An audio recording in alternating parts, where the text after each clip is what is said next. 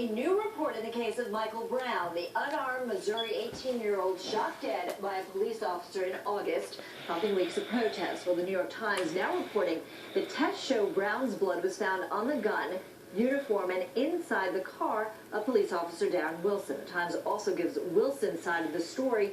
Nick Valencia has been covering this case since August. Nick, a lot of other details are emerging that suggest that, in fact, perhaps Mr. Brown had gone after the officer.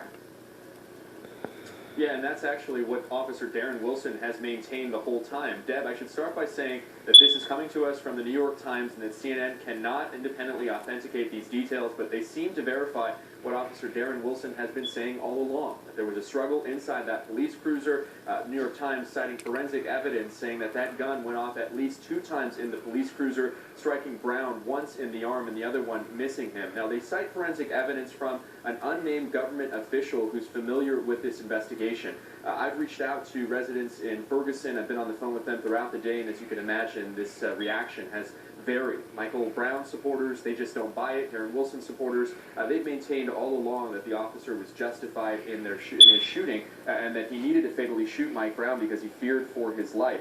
Now, I spoke earlier with the pastor of the Brown family, and he told me that this report is just another excuse to help and encourage Officer Brown from being let off the hook.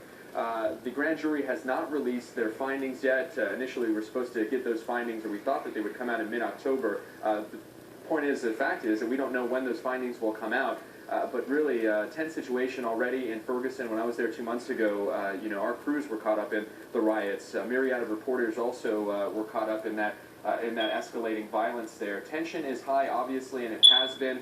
No telling how this will contribute to that tension. Right now, varying reaction in Ferguson, Deb.